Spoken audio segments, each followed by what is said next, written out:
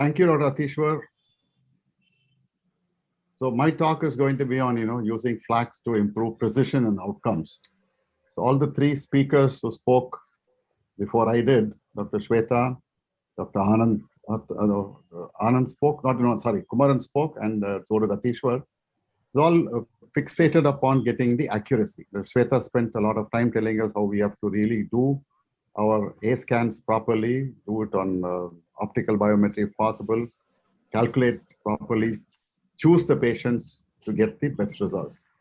And Atishwar also mentioned quite a bit about the size of the rhexis and a slight contracture which can cause decentration. And same thing was again echoed by Kumaran too. So this brings us to a point where beyond, we have done everything preoperatively. You've chosen the right patient, you look for dry eye, you look for mammography, you looked at the aberrations on the cornea, you excluded patients who had very large angle alpha. You've done everything. But finally, are we going to get the accuracy that we want to 100% of the time, or can we do something to improve the accuracy with some other methodology? So that's where flax comes in. So there's a limit to the skills and the accuracy possible by human hand. Does flax help you? This is a question to be answered, and then we can look at the answers as we go along. So the femtosecond assisted laser surgery can make incisions on the cornea. It can do a fantastic capsulorhexis. It can soften almost all nuclei. The only ones that really can't soften are the ones that are absolutely milky white.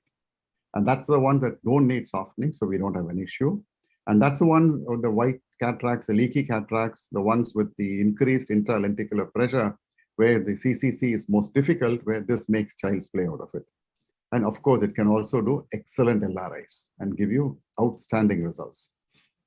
The accuracy of flax is something like about 3 microns, but whatever we do. So if you're trying to do a rhexis, it's going to be probably larger or smaller by about less than 1/10 of a millimeter at the most. As far as incision goes, they're very, very accurate to the sizing and the architecture of the incision itself. And positioning also.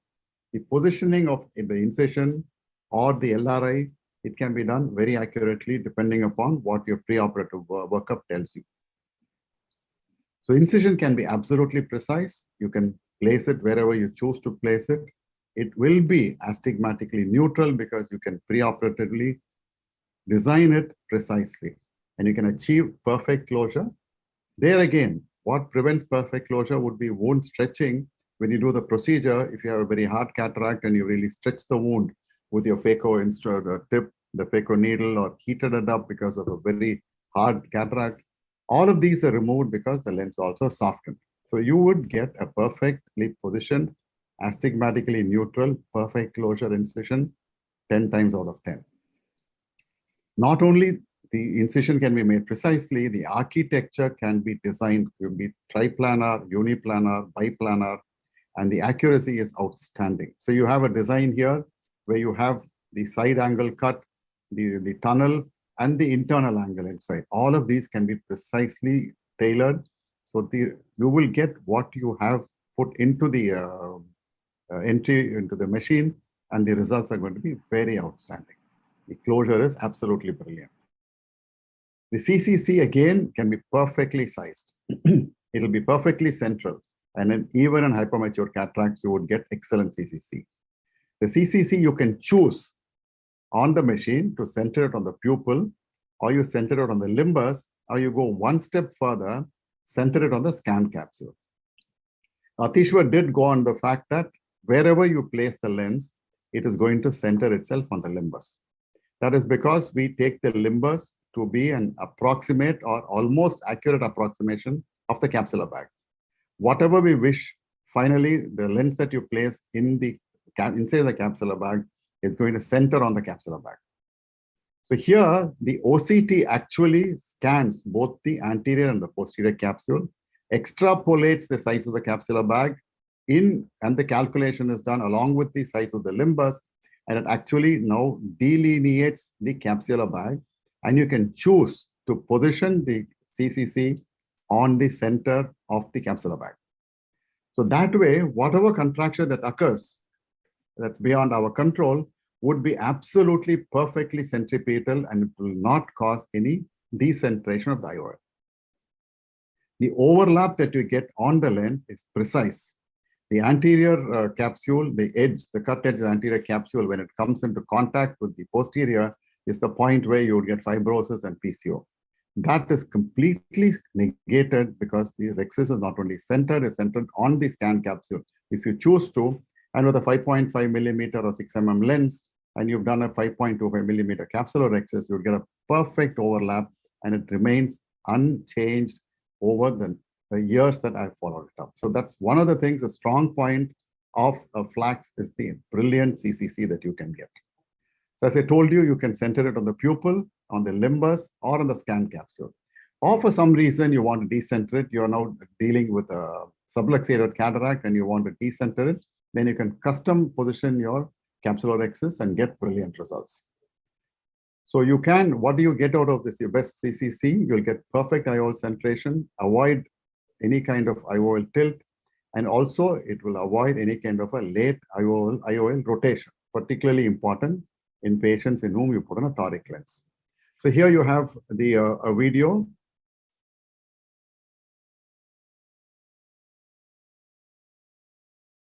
This is the scan. After the scanning, the rhexis is over in about a second. The softening that goes on.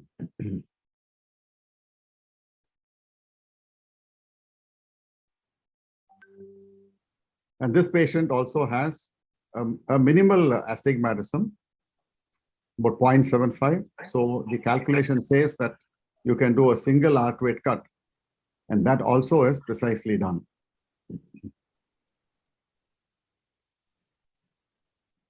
From start to finish, everything is over in about 30 to 40 seconds max.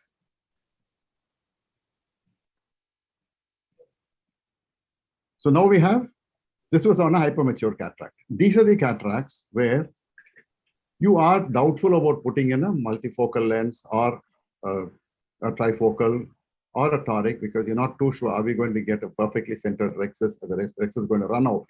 All those doubts are completely removed.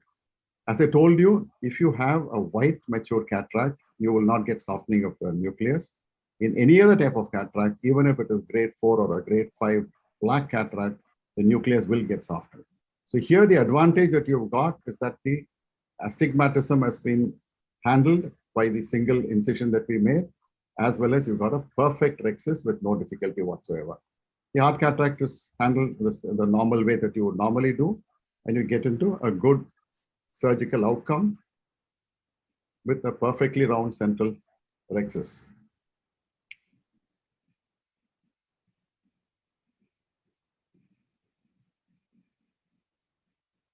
So now we have the Flax, the nucleus softening.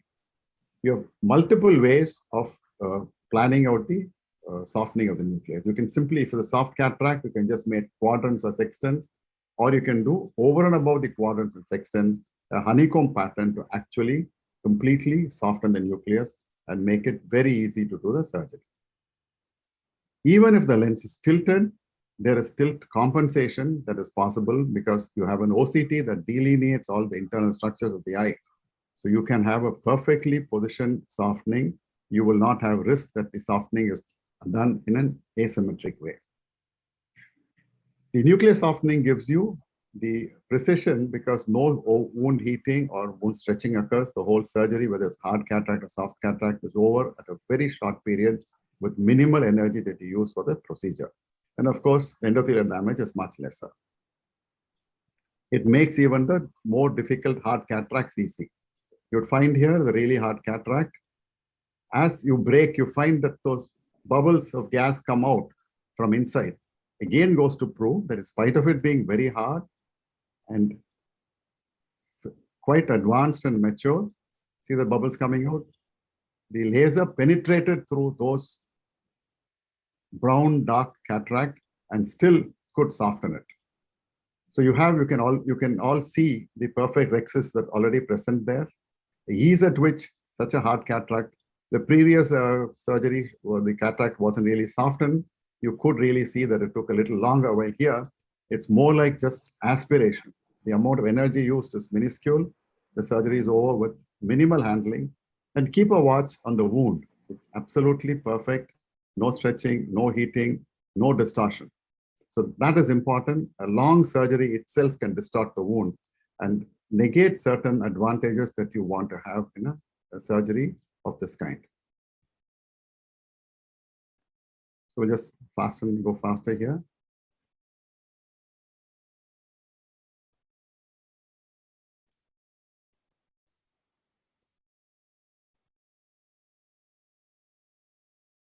Again, keep a watch on both the wound as well as the rhexis. The perfect centration, absolutely centered, perfect one.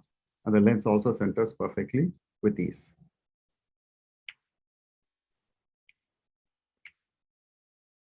The flax, the LRI, is another added advantage. Often we have patients with small amounts of astigmatism, 0.5, 0.75, just under 1 diopter of astigmatism. And you're really in a doubt, should you go with the toric lens, which actually may end up overcorrecting it, or do we not do it on this patient?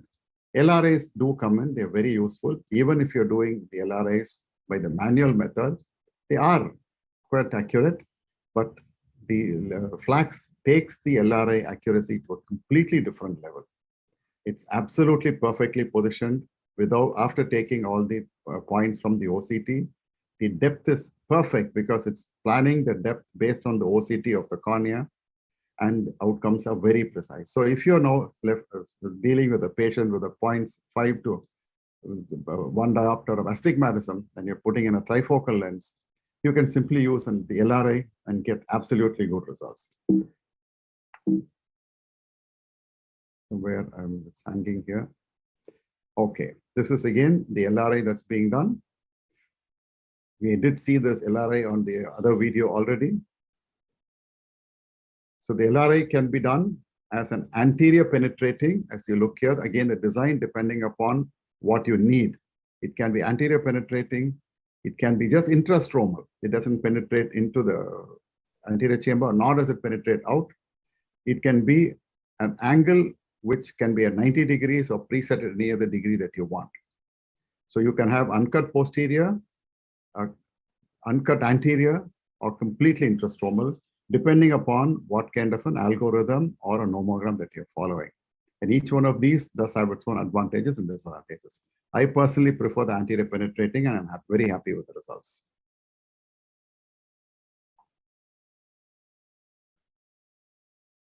So this is just one that shows a double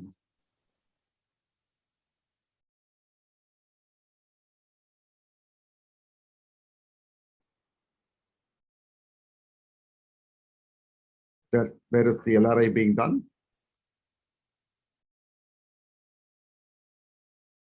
You can see that.